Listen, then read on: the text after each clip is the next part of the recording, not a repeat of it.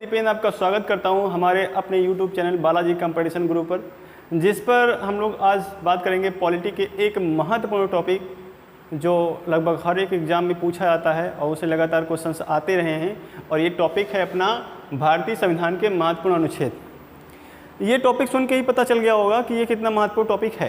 तो आइए हम लोग बात करते हैं, एक एक करके अनुच्छेदों पर हम लोग बातचीत करते चलेंगे। तो जो सबसे पहला अनुच्छेद है अनुच्छेद 40।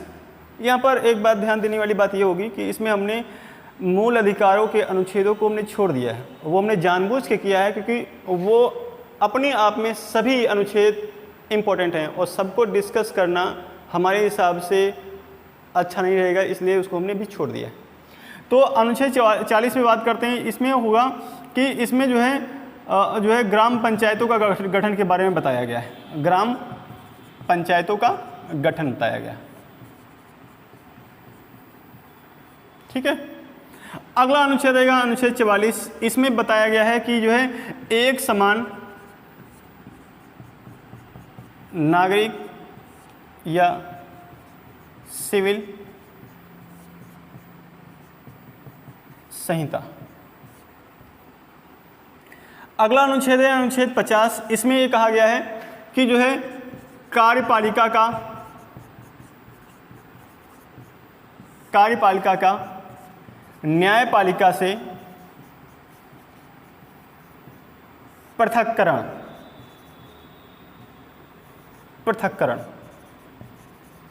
इसका मतलब यह है कि जो है कार्यपालिका से न्यायपालिका का कोई संबंध नहीं होगा, दोनों निष्पक्ष होंगे और दोनों एक दूसरे से स्वतंत्र होंगे। अगला है अनुच्छेद 51। इसमें बहुत ही महत्वपूर्ण बात बोली गई है। इसमें कहा गया है कि अंतर्राष्ट्रीय शांति और जो है समृद्धि के लिए भारत सरकार काम करेगी। तो इसमें बोला गया है अंतर्राष्ट्रीय शांति एवं समृद्धि के बारे में बताया गया है। यह समृद्धि की अभिवृद्धि या शांति की अभिवृद्धि, ऐसे शब्दों का यूज इसमें किया गया है अनुच्छेद 51 में। इसी के तहत ये होता है कि भारत सरकार अंतर्राष्ट्रीय मुद्दों पर शांति स्थापित करने के लिए महत्वपूर्ण रोल अदा कर सकती है और इस बात का जो उल्लेख किया गया है अनुच्छेद 51 में। आगे बात कर लेते हैं। अगला अनुच्छेद है अनुच्छेद 52। अनुच्छेद 52 में भारत के राष्ट्रपति पद का उल्लेख किया गया है। अनुच्छेद 52 में किसका उल्लेख किया गया है? राष्ट्रपति पद का उल्लेख किया गया, हमारे अपने प्रेसिडेंट का उल्लेख किया गया का पद। अनुच्छेद 53 बहुत ही बार पूछा गया है और ये बड़ा कंफ्यूज करने वाला सवाल रहा है। लगातार सवाल एग्जामिनर ऐसे पूछता है कि भारत में जो है कार्यपालिका की शक्ति किसके पास निहित है। उसमें ऑप्शन होते हैं 4: प्रधानमंत्री, संसद, राष्ट्रपति। ये ऐसे करके सवाल ऑप्शन होते हैं, उनमें आपको जो है सिलेक्ट करना होता है। तो अनुच्छेद 53 में ये बताया गया है कि जो संघ की जो कार्यपालिका शक्ति होगी, संघ की कार्यपालिका शक्ति होगी राष्ट्रपति में निहित होगी, अर्थात राष्ट्रपति में होती, ठीक है। अगला अनुच्छेद है अनुच्छेद 57। इसमें इस बात का उल्लेख किया है कि राष्ट्रपति को जो मौजूदा राष्ट्रपति है वो दोबारा फिर से चुनाव लड़ सकता है कि नहीं लड़ सकता है, इस बात का यहाँ पर उल्लेख किया गया है। अनुच्छेद 60 में क्या बताया गया है? अनुच्छेद 60 में ये बताया गया है कि राष्ट्रपति का शपथ का प्रारूप क्या होगा, राष्ट्रपति को शपथ कौन दिलाएगा, इन सभी बातों का जो है उल्लेख किया गया है अनुच्छेद 60 में। तो इसमें क्या है? राष्ट्रपति की शपथ के बारे में बताया गया, ठीक है। अगला अनुच्छेद आएगा महत्वपूर्ण, वो आएगा अनुच्छेद 61। अनुच्छेद 61 में जो है राष्ट्रपति की महाभियोग पर प्रक्रिया क्या होगी, क्यों किया जा सकता है, इन सभी चीज़ों का उल्लेख किया गया है अनुच्छेद 61 में। तो इसमें क्या उल्लेख किया गया है? राष्ट्रपति पर महाभियोग की प्रक्रिया क्या होगी, कैसे लगेगा, किन हालातों में लगेगा, इन सब बातों का जिक्र किया गया है। अगला आ गया अनुच्छेद 63 आ गया। अनुच्छेद 63 में जो है भारत का जो उपराष्ट्रपति है उनके पद का उल्लेख किया गया है। भारत का उपराष्ट्रपति का पद, ठीक है। अगला आ जाएगा अनुच्छेद 72। अनुच्छेद 72 में ये वनडे एग्जामों का सबसे फेवरेट क्वेश्चन है कि भारत में राष्ट्रपति को क्षमादान की शक्ति किस अनुच्छेद के तहत प्राप्त है। तो ये अनुच्छेद है अनुच्छेद 72। तो इसमें राष्ट्रपति की क्षमादान की शक्ति का उल्लेख किया गया है। और ये इम्पॉर्टेंट इसलिए अभी है क्योंकि अभी निर्भया हत्याकांड के दोषियों को फांसी दी गई और उसमें याचिकाएं दायर की गई और राष्ट्रपति ने खारिज किया है, इसलिए अभी ये करंट का भी क्वेश्चन बन सकता है। अगला जो देखते हैं वो आएगा अनुच्छेद 76। अनुच्छेद 76 में भारत का जो महान्यायवादी होता है, भारत का महान्यायवादी, उनका उल्लेख किया गया है, ठीक है। उसके जो अगला सवाल आएगा या अगला अनुच्छेद होगा वो होगा अनुच्छेद 77। ये भी लगातार यहाँ से भी क्वेश्चन बनते रहे हैं। इसमें कैसे क्वेश्चन बनाता है, ज़रा ध्यान से सुनिएगा। इसमें क्वेश्चन ऐसे बनाता है कि भारत सरकार के सभी कामकाज किसके नाम से किए जाते हैं, ऐसे सवाल होते हैं। तो इसमें फिर ऑप्शन में होता है राष्ट्रपति भारत सरकार के नाम से, ठीक है, प्राइम मिनिस्टर के नाम से या संसद के नाम से, ऐसे सवाल पूछे जाते हैं। या फिर इसमें एक आध और जो है कर सकता है कि भारत का जो है न्यायालय हो या फिर जो है उपराष्ट्रपति हो, ऐसे ऑप्शन दिए रहते हैं। लेकिन अनुच्छेद 77 में इस बात का उल्लेख किया गया कि भारत सरकार के जो भी कामकाज होंगे, जो समझौते होंगे किसी दूसरे देश से, उन सब का उल्लेख किया गया है कि ये राष्ट्रपति के नाम से होंगे, राष्ट्रपति के नाम से होंगे जो भी कामकाज भारत सरकार करेगी। अगला आएगा अनुच्छेद 79। अनुच्छेद 79 में भारत की डेमोक्रेसी की एक महत्वपूर्ण अंग है जिनको हम लोग बोलते हैं संसद। तो संसद का गठन का उल्लेख किया गया है अनुच्छेद 79 में। यह कह सकते हो कि भारत के संसद के बारे में कहाँ पर उल्लेखित किया गया है, तो अनुच्छेद 79 में किया गया। फिर जो अगला अनुच्छेद आएगा वो आएगा अनुच्छेद 80। इसमें इस बात का जिक्र है कि राज्यसभा का गठन कैसे होगा। तो इसमें राज्यसभा के गठन के बारे में उल्लेख किया गया या राज्यसभा के बारे में उल्लेखित किया गया। अगला जो महत्वपूर्ण अनुच्छेद आएगा वो आएगा अनुच्छेद 81। अनुच्छेद 81 में लोकसभा के बारे में बताया गया है,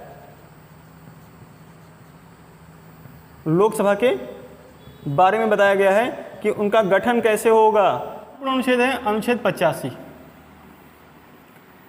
अनुच्छेद 85 में इस बात का उल्लेख किया गया है कि भारत की जो संसद है उसके अधिवेशन कैसे कैसे होंगे, उनमें गैप कितना होगा और कितनी अवधि के होंगे, इन सभी बातों का उल्लेख किया गया है अनुच्छेद 85 में। अर्थात जो है संसद के अधिवेशनों और उनके खत्म होने के बारे में उल्लेख किया गया है। अगला अनुच्छेद है अनुच्छेद 108। अनुच्छेद 108 जो है बड़ा ही चर्चित, यहाँ से क्वेश्चन बनते रहे कि भारत की संसद की जो संयुक्त बैठक कब होती है, किन हालातों में होती है, और इसके अलावा ये कौन से अनुच्छेद के तहत होती है। ये लगातार क्वेश्चन एग्जाम में बनता रहा है। तो अनुच्छेद 108 के तहत ही संसद की संयुक्त बैठक होती है, ठीक है। उसके आगे क्वेश्चन आएगा अनुच्छेद 109। ये बहुत ही इंपॉर्टेंट रहेगा और इसमें इस बात का उल्लेख किया गया जो धन विधेयक होता है, धन विधेयक कैसे पास होता है। सरकार जो है बजट पास करवाती है, धन विधेयक पास करवाती है, जो है धन निकालती है, तो कैसे निकालती है, तो वो धन विधेयक के माध्यम से निकाला जाता है। और धन विधेयक इतनी आसानी से पारित क्यों हो जाता है, उसके लिए कौन सी प्रक्रिया अपनाई जाती है, इन सभी बातों का जो जिक्र किया गया है वो अनुच्छेद 9 में किया गया। अर्थात धन विधेयक के संबंध में उसको पारित कराने के लिए जो विशेष प्रक्रिया अपनाई जाती है उस प्रक्रिया का उल्लेख किया गया है अनुच्छेद 109 में। धन विधेयक के संबंध में विशेष प्रक्रिया।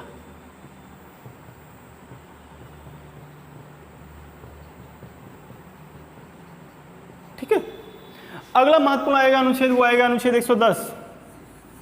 अनुच्छेद 110 में धन विधेयक के बारे में बताया गया है। जैसे धन विधेयक होता क्या है, उसके फीचर्स क्या होंगे, इन बातों का उल्लेख किया गया अनुच्छेद 110 में।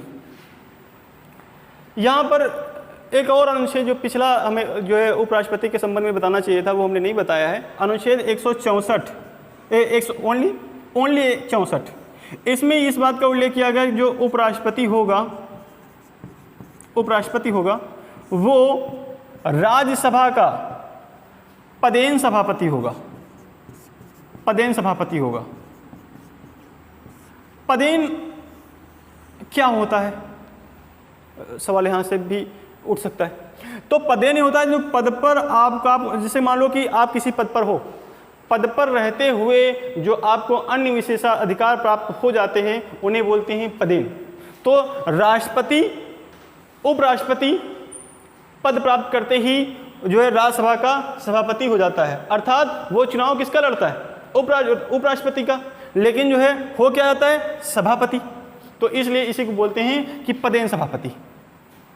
अनुच्छेद 110 के बाद में देखते हैं अनुच्छेद 112। अनुच्छेद 112 में बजट का उल्लेख किया गया है। वार्षिक वित्तीय विवरण, क्योंकि हमारे संविधान में कहीं बजट शब्द का इस्तेमाल नहीं किया गया है वार्षिक वित्तीय विवरण का। अगला देख लेते हैं अनुच्छेद 121। अनुच्छेद 121 में ये बताया गया है कि जो न्यायालय है हमारे यहाँ पर, जो कोर्ट है, कोर्ट कौन सी प्रक्रिया अपना रही है, कौन सी प्रक्रिया नहीं अपना रही है, इसके संबंध में हमारी संसद में तब तक की बहस नहीं होगी जब तक कि किसी न्यायाधीश को हटाने की प्रक्रिया संसद में न चल रही हो। अर्थात न्यायालयों के संबंध में संसद में वाद विवाद पर प्रतिबंध जो किया गया है वो अनुच्छेद 121 के तहत किया गया है। ठीक है, तो संसद में न्यायालय की प्रक्रिया पर बहस पर प्रतिबंध, इन बातों का उल्लेख किया गया है अनुच्छेद 121 में। तभी तो होता है कि न्यायालय कुछ भी करता रहता है या कोई भी फैसला देता है और कोई भी उसका विरोध नहीं करता है, और विरोध जो करेगा वो अपनी बात रख सकता है लेकिन खुलेआम विरोध नहीं कर सकता है। और अगर जो कोर्ट की आप जो है उसका विरोध करते हो, उसके फैसले का सम्मान नहीं करते हो, तो आपको जो है 6 महीने की कारावास की सजा भी कोर्ट दे सकता है। और ये सब किससे हुआ है, अनुच्छेद 121 के तहत ही। अब और देख लेते हैं, अगर जो संसद न्यायालय से फ्री है, न्यायालय संसद से फ्री है, तो उसके भी संबंध में कोई ना कोई अनुच्छेद होना चाहिए। तो उसके भी संबंध में एक अनुच्छेद है, अनुच्छेद 122। 122 में क्या किया गया है, 122 में ये बताया गया है कि जो है संसद में जो भी प्रक्रिया होती है, संसद में जो भी प्रक्रिया हो रही होती है उसके संबंध में कोर्ट किसी भी प्रकार की जांच नहीं कर सकता है जब तक कि ऐसा कोई मामला कोर्ट में ना पहुंच जाए। ठीक है, तो संसद की प्रक्रिया की जांच नहीं कर सकता है। कौन नहीं जांच कर सकता है, न्यायालय।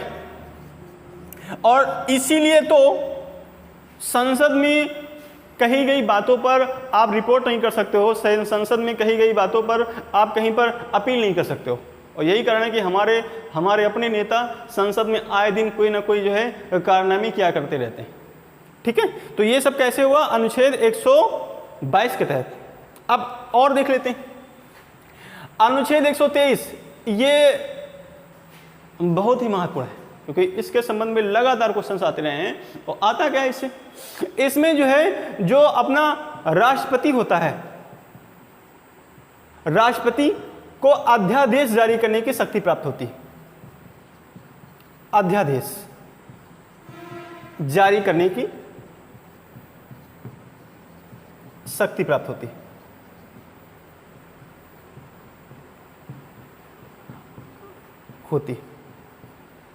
ये कहां पर उल्लेख किया गया? अनुच्छेद 123 में।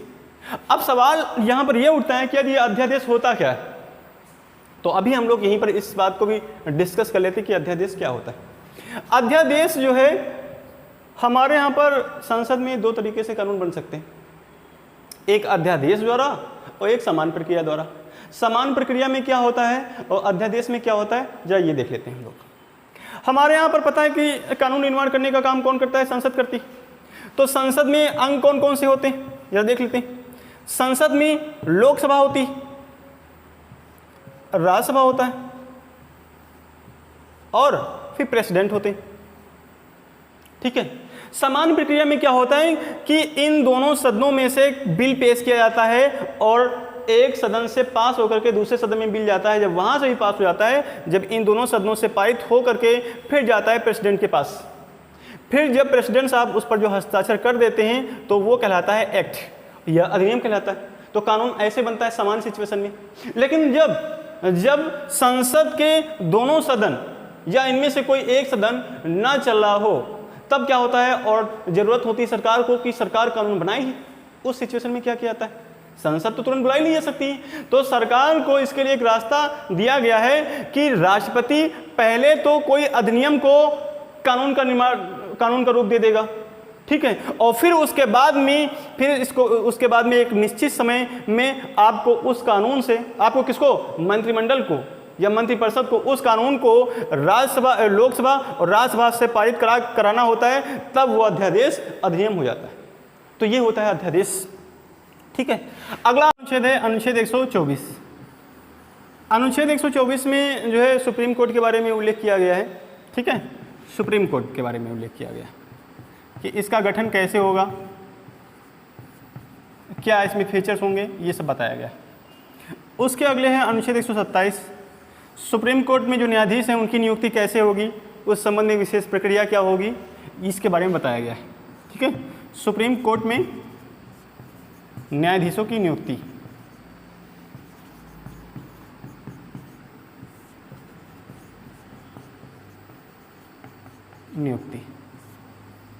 अगला अनुच्छेद है अनुच्छेद 148। इसमें जो है भारत के महालेखा परीक्षक नियंत्रक के बारे में बताया गया। ठीक है। अगला अनुच्छेद है अनुच्छेद 153। इसमें इस बात का उल्लेख किया गया है कि राज्यपाल के बारे में बताया गया। अगला अनुच्छेद है 163। इसमें इस बात का उल्लेख किया गया है कि राज्यपाल की सहायता के लिए एक मंत्रिपरिषद होगी। ठीक है।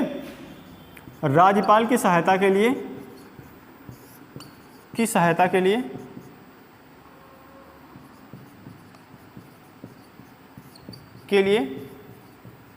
मंत्रिपरिषद होगी।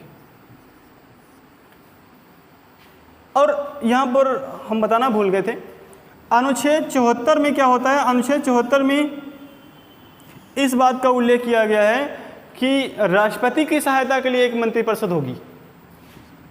तो राष्ट्रपति की सहायता के लिए भी एक मंत्रिपरिषद होगी। सहायता के लिए मंत्रिपरिषद। अगला अनुच्छेद आएगा अनुच्छेद 167। अनुच्छेद 167 में ये बताया गया है कि जो राज्यपाल होगा, राज्यपाल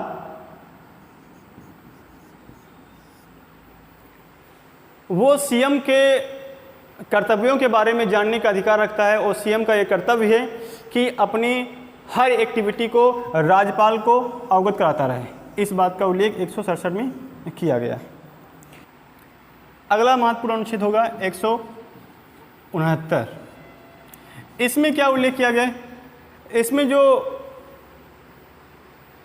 विधान परिषद के बारे में बताया गया। जो राज्यों की विधान परिषद होती है उसका गठन कैसे होगा या उसका सृजन कैसे होगा, बनेगी कैसे, इस बात का उल्लेख किया गया है अनुच्छेद 169 में। अब देख लेते हैं एक और अनुच्छेद है, अनुच्छेद 143। ये बहुत बार पूछा गया है और इत्तेफाक की बात इसको हम पहले बताना भूल गए। इसमें क्या होता है कि भारत का राष्ट्रपति सुप्रीम कोर्ट से किसी भी मामले पर एडवाइस दे सकता है, इस बात का जिक्र किया गया है अनुच्छेद 143 में। तो राष्ट्रपति को सुप्रीम कोर्ट से सलाह मांगने की शक्ति,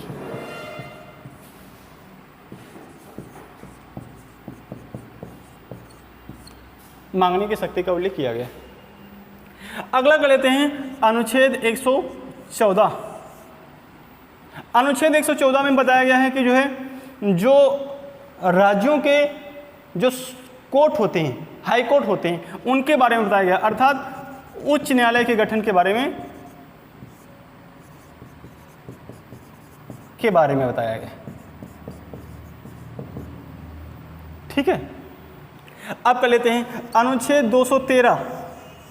अनुच्छेद 213 में क्या बताया गया? अनुच्छेद 213 में बताया गया है कि राज्यपाल जो है, राज्यपाल को अध्यादेश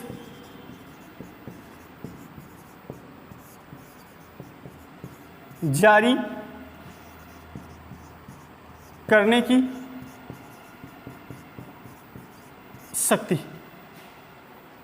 और देख लें अनुच्छेद 231, इसमें क्या है? इसमें आपने देखा होगा कि हमारे यहाँ पर अभी जो है उच्च न्यायालय कितने हो चुके हैं? 25 हो चुके हैं, लेकिन राज्य तो भी 28 है। हाँ, तो उसमें क्या होता है कि अभी हर एक कोर्ट के पास अपना हाई कोर्ट नहीं है। इसका मतलब ये हर एक राज्य के पास अपना कोर्ट नहीं।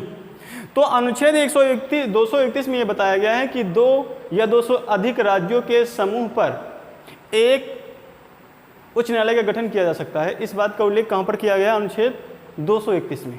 ठीक है, 2 या 2 से अधिक राज्यों के समूह पर एक उच्च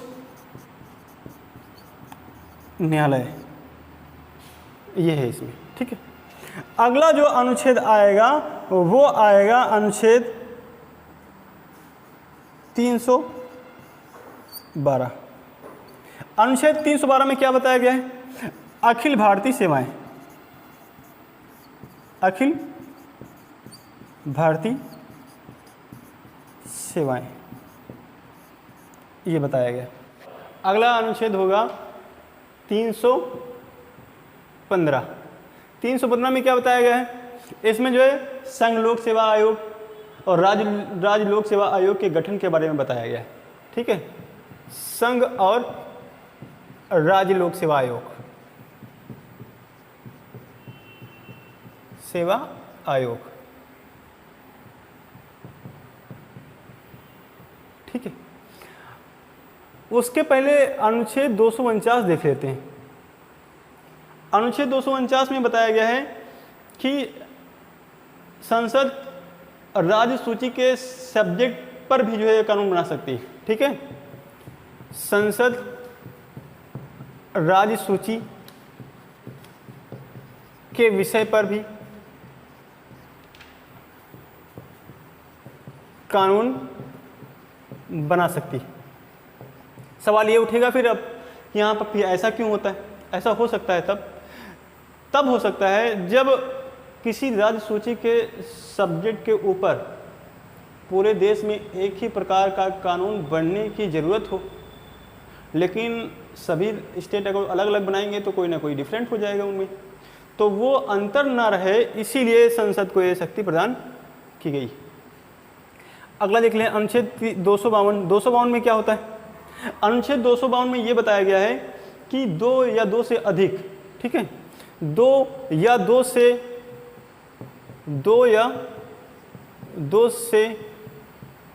अधिक राज्य, अधिक राज्य, 2 या 2 से अधिक राज्य मिलकर संसद से राज्य सूची पर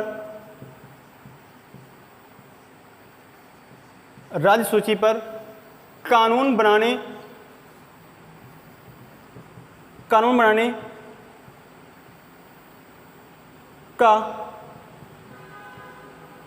का आग्रह कर सकती। लेकिन यहाँ पर एक बात ध्यान देनी होगी, हमने यहाँ पर कहा है 2 या 2 से अधिक राज्य मिलकर संसद से राज्य सूची के विषय पर अपने लिए, मतलब जिन स्टेटों ने जो है रिक्वेस्ट की होती है उनके लिए ही कानून बना सकती है, सबके लिए कानून नहीं बना सकती। इस बात का उल्लेख कहाँ पर किया गया? अनुच्छेद 252 में किया गया। अगला देख लेते हैं अनुच्छेद 275। ये लगातार विवाद का विषय लगातार रहा है। इनमें क्या होता है कि जो है संघ से राज्यों को अनुदान, अब संघ से राज्यों को अनुदान, ये इसको डिफाइन कैसे किया जाए, ध्यान से सुनिएगा। इसमें क्या होता है कि स्टेट्स को किसी जो है आकस्मिक आपातकाल के लिए जब फंड चाहिए होता है तो जो है संघ राज्यों को इससे देती। अब कितना देगी और कितना नहीं देगी इन बातों का तो उल्लेख होता नहीं। इसलिए होता यह है कि जिनकी केंद्र में सरकार होती है उन राज्यों को अनुदान लेने में आसानी होती है, और जिन राज्यों की सरकार केंद्र में नहीं होती है उनको अनुदान लेने में आसानी नहीं होती। और ये हमेशा जो है केंद्र की सरकार और राज्य सरकार के संबंधों में टकराव का विषय बना रहता है अनुच्छेद 275, ठीक है। लेकिन इसके संबंध में भी कुछ खास किया गया है, आगे देखिएगा। अनुच्छेद 280, अनुच्छेद 280 में किया गया है वित्त आयोग का गठन, वित्त आयोग का गठन। अब हमने बताया है कि जब अनुच्छेद 275 इतना विवाद का विषय रहेगा तो वित्त को लेकर के राज्य और केंद्र में कोई टकराव न हो, इसीलिए वित्त आयोग का गठन किया जाता है। और वित्त आयोग ये जो है सिफारिशें करता है कि कर में या रेवेन्यू में कितना प्रतिशत हिस्सा सरकार का केंद्र सरकार का रहेगा और कितना राज्य सरकार का रहेगा। इस बात की सिफारिशें करता है वित्त आयोग, और इसका गठन हर 5 साल में एक बार होता है, ठीक है। अगला देख लेते हैं अनुच्छेद 292। अनुच्छेद 292 में इस बात का उल्लेख किया गया है कि भारत सरकार कहाँ से उधार ले सकती है। भारत सरकार की उधार लेने की शक्ति, भारत सरकार किन किन से उधार ले सकती है, तो भारत सरकार दुनिया में किसी भी संस्था, किसी भी देश से उधार ले सकती है, ठीक है। अगला देखिएगा अनुच्छेद 293 में इस बात का उल्लेख किया गया है कि आखिर राज्य सरकार किन से उधार ले सकती है। इन बात का उल्लेख किया गया है कि राज्य सरकार उधार लेने की शक्ति। तो बताना ये चाहेंगे कि राज्य सरकार अमूमन देश के अंदर ही लोन ले सकती है, लेकिन अगर जो भारत में भारत की कोई भी राज्य सरकार किसी विदेश या किसी विदेशी संस्था से ऋण लेती है तो वो भारत सरकार की जो है गारंटी पर ही ले सकती है, ऐसे डायरेक्ट नहीं ले सकती। अगला देखिएगा अनुच्छेद 262।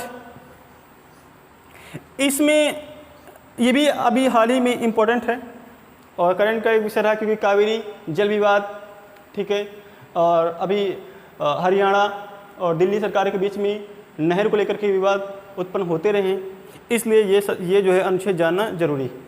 262 में क्या होता है, जो नदी या नदी घाटियाँ होती है उनके जल का बंटवारा किस अनुसार होगा, ठीक है, उनके लिए क्या प्रक्रिया अपनाई जाएगी, क्या गठन किया जाएगा, इस बात का उल्लेख अनुच्छेद 262 में किया गया है। एक और है अनुच्छेद 263। इसमें क्या होता है कि अंतर्राज्यीय परिषद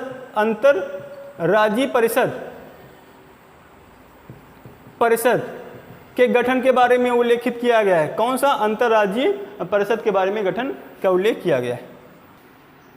अगला अनुच्छेद है अनुच्छेद 301। इसमें महत्वपूर्ण बातें दी गई हैं। महत्वपूर्ण बात इसमें क्या है? इसमें इस बात का उल्लेख किया गया है कि किसी भी व्यक्ति की संपत्ति को सरकार तब तक जब्त नहीं कर सकती है जब तक कोई विशेष प्रक्रिया ना अपनाई जाए। अर्थात किसी भी व्यक्ति की संपत्ति पर जबरदस्ती कब्जा नहीं किया जा सकता है सरकार की ओर से। ऐसा कहाँ पर कहा गया है? अनुच्छेद 101 में। ठीक है, अब देख लेते हैं एक और अनुच्छेद है अनुच्छेद 265। यहाँ पर इस बात का उल्लेख किया गया है। यहाँ पर कहा गया है कि सरकार, चाहे वो राज्य सरकार हो चाहे वो केंद्र सरकार हो, विधि के प्राधिकार के बिना सरकार ना तो कोई टैक्स लगा सकती है और ना तो वसूल सकती है। इस बात का उल्लेख कहाँ पर किया गया? अनुच्छेद 265 में किया गया। ठीक है, 265 में किया गया। अगला अनुच्छेद, अब हमने 312, 315 पहले ही बता चुके हैं, तो अगला देख लेते हैं 324। 324 में भारत के निर्वाचन आयोग के बारे में बताया गया है। ठीक है, अनुच्छेद 330 में देख लेते हैं। अनुच्छेद 330 में क्या किया गया है? अनुच्छेद 330 में यह किया गया है कि एससी और एसटी, ठीक है, अनुसूचित जाति और अनुसूचित जनजाति की जो राज्यसभा में,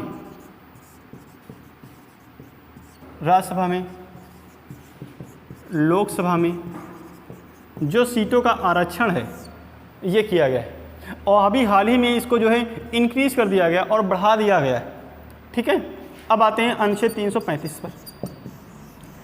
अनुच्छेद 335 में ये कहा गया था कि जो एससी और एसटी हैं उनके नौकरियों में क्या दावे होंगे। ठीक है, इनके बारे में बताया गया है। ठीक, अनुच्छेद 326 देख लेते हैं। 326 के बारे में ये बताया गया है कि चाहे वो लोकसभा हो और चाहे वो विधानसभा हो, इन सब के जो चुनाव होंगे, विधानसभा हो, इन सब के चुनाव किसके होंगे? वयस्क मताधिकार के आधार पर। इसका मतलब है कि लोकसभा और विधानसभा के जो चुनाव होंगे वो प्रत्यक्ष रूप से होंगे। ऐसा कहाँ पर उल्लेख किया गया है? अनुच्छेद 326 में। एक और अनुच्छेद है अनुच्छेद 226। 26 से याद आ गया ये। इसमें क्या हुआ कि इसमें जो हाई कोर्ट मूल अधिकारों के उल्लंघन पर रिट निकालने की शक्ति रखता है। और ये किस में उल्लेखित किया गया है? ये किया गया है अनुच्छेद 226 में। ठीक है, एक और देख लेते हैं अनुच्छेद 343। इसमें क्या होती है? इसमें संघ की राजभाषा,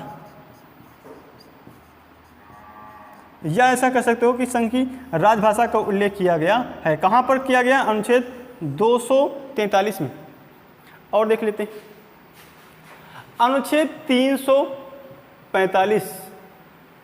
इसमें राज्य की राजभाषा का उल्लेख किया गया है। राज्य की राजभाषा का उल्लेख किया गया है। ठीक है, अनुच्छेद 348, इसमें न्यायपालिका की भाषा का उल्लेख किया गया है। न्यायपालिका की भाषा का उल्लेख किया गया है। ठीक है, अनुच्छेद 352 राष्ट्रीय आपातकाल के बारे में उल्लेख किया गया है। ठीक है, अगला अनुच्छेद आएगा अनुच्छेद 356। इसमें राष्ट्रपति शासन, या इसके लिए दूसरा भी शब्द आप प्रयोग कर सकते हो या बोल सकते हो कि संवैधानिक विफलता। संवैधानिक विफलता का उल्लेख किया गया है। अनुच्छेद 360 में किसका उल्लेख किया गया है? वित्तीय आपातकाल, वित्तीय आपातकाल। ठीक है, पिछले वीडियो में हमने ये बता रखा है कि संविधान में कहाँ से क्या लिया गया है। तो जिन भी बच्चों को मालूम है कि राष्ट्रीय आपातकाल कहाँ से लिया गया है वो कमेंट करके बताएं, और जिनको ये मालूम है कि वित्तीय आपातकाल कहाँ से लिया गया है ये भी कमेंट में करके बताएं। ठीक है, अगला है अनुच्छेद 365। 365 में क्या किया गया है? 365 में ये कहा गया है, जरा ध्यान से सुनिएगा, कि इसमें इस बात का उल्लेख किया गया है कि अगर संघ सरकार, इसका मतलब है कि केंद्र सरकार राज्यों को कोई निर्देश देती है लगातार और राज्य सरकारें उन निर्देशों का पालन करने में असमर्थ होती हैं, तो लगातार, मतलब ये नहीं कि एक आध बार किया तो नहीं, लगातार अगर जो है राज्य सरकारें ऐसा कुछ करती हैं तो राज्य सरकार को बर्खास्त करने का अधिकार केंद्र सरकार को 365 के अंतर्गत दिया गया है। और फिर क्या होगा कि वहाँ 356 के तहत राष्ट्रपति शासन लग जाएगा और जो है इसका आधार 365 होगा। ठीक है, तो और इसके अलावा 368, इसको कौन नहीं जानता है? सभी जानते हैं। इसमें संविधान संशोधन की प्रक्रिया का उल्लेख है। संविधान संशोधन की प्रक्रिया, अब संविधान संशोधन की प्रक्रिया कहाँ से ली गई है आप कमेंट में बताइएगा। ठीक है, एक बात यहाँ पर छूट रही है, अनुच्छेद 78, ये महत्वपूर्ण बात है। इसमें इस बात का जिक्र किया गया है कि जो प्रधानमंत्री है हमारा,